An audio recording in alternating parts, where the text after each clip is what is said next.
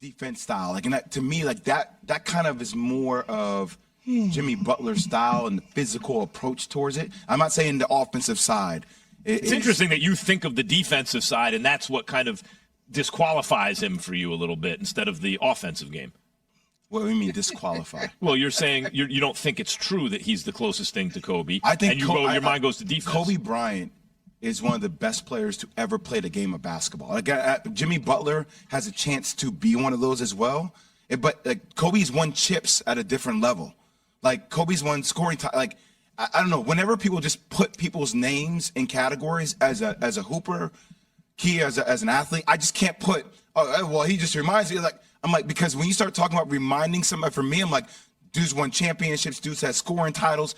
There's levels to it now. So I just I have appreciation for the levels of it instead of playing radio saying, hey, he reminds me of that. But, like, Jay, that's why when Max posed the question to me first, I gave everything, and I said, Jimmy Butler reminds me of Jimmy Butler. Yes. He doesn't remind me of Kobe Bryant and no Michael Jordan. And I understand he gets to his spot. And I understand what Chris is saying, all of those sort of things, and he does certain things. But there's a lot of players in the NBA that play the two-guard position that gets to their spot.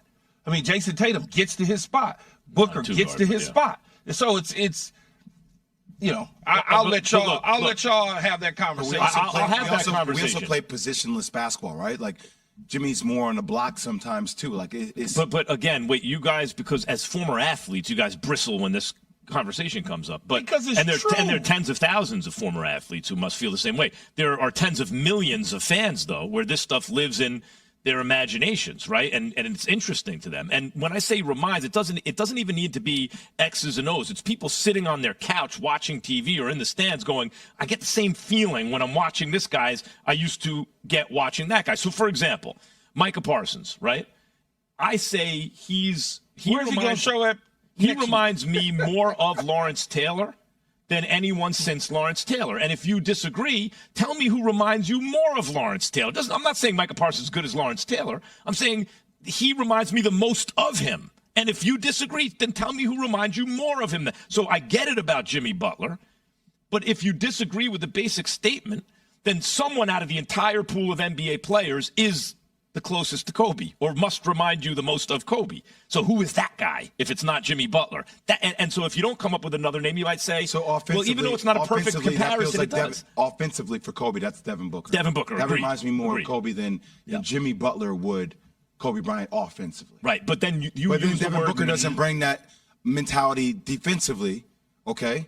So, like, the defensive mindset, or you talk about the maniacalness, like maniacal is the word. Yes, that's the word. Like, that's the common trait that reminds you of the MJs, that reminds you of the Kobe Bryants. It's like, I am willing to do whatever the hell it takes to get our team over the hump. Like, that's the trait. It's not so much like, because people just go to on the court. Well, he makes mid-range jumpers. I'm like, well, there's a lot of NBA guys that make mid-range jumpers. Whereas, like, he's defensively this. I'm like, but there aren't a lot of guys who do that at this level when it matters most. And that's another key element, right? A two-way player, maniacal on defense, who does certain things on offense, who, by the way, is also around the same height, plays the same position, and goes off in the playoffs. And you can trust in crunch time. I think when you add it all up, MJ, for whatever reason, the polish of it is not like what Kobe's was to me. It reminds me a little more of MJ, but obviously not the pitched offensive as high. skill sets of both MJ and Kobe were way more polished, where Jimmy's more rugged. Yeah, of course. Right? Like, Jimmy's more of a bruiser with the way he plays, where there's more finesse with those other two. Whatever the case may be, this is the dude that the Celtics now have to get by. And whereas the Heat have continued to kind of outstrip expectations in these playoffs, the Celtics have made things difficult for themselves, right? Are we concerned about the Celtics We've now? been concerned about the Celtics. Joe Mazzulla, however, I think he took a page out of Budenholzer's playbook. He saves those timeouts, so, going forward, they get extra timeouts, right? It's like rollover or no? Do they, Jay? I don't know what the rule is.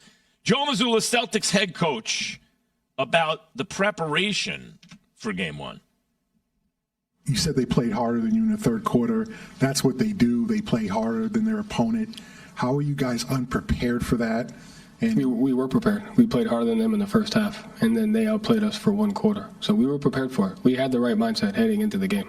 But No. We had the right mindset heading into the game. We played harder than they did, and we were prepared, and we did a great third quarter job. made all the difference, right? It did, but we were prepared, and then we let go of the rope. And so there's two storylines here. It's one, we were ready to play, and we had a great job executing on both ends of the floor in the first half. And it's about the consistency of they're going to continue to play. And so we have to be prepared for when we do outplay them, that they're going to respond and we have to respond. And so we were prepared. We just let go of the rope. Yeah, why did you let go of the rope? I don't know. It's a great question. I mean, I agree with what Joe said. You never question Boston's talent. You question their ability to maintain a high-level sense of urgency on the defensive end. Like, they can score, they can get to the rack, they play drive and kick. That's their style in which they play. When they knock down shots at a high clip, one of the best teams in the NBA. You just question, and the common theme we've been talking about with the Celtics is who are they consistently on the defensive end? Who are they? Are they giving you maximum effort, optimal effort, sustained throughout the course of the game? And just like Joe Mazzulla said, they let go of the rope in the third quarter, and that's when Miami blitzed them. You don't question that about Miami. You don't question them about their ability to sustain a high defensive effort throughout the course of the game. That's who the hell they are. That's their culture. They keep coming. You knock them in the mouth, okay, bloody lip, bloody tongue, don't matter. They don't get up. They keep fighting. You question about when Boston gets knocked down, will they get up? And look, for me, the one thing, the biggest point, the biggest takeaway from last night, this team goes as Jason Tatum goes. There's no way in hell Jason Tatum could get 4 shots in the second half. Yeah. It cannot happen. Key coming off a 51-point Game 7 game at home. Their first game against a team that they've met 3 out of the past 4 years in the Eastern Conference Finals that they have a rival with.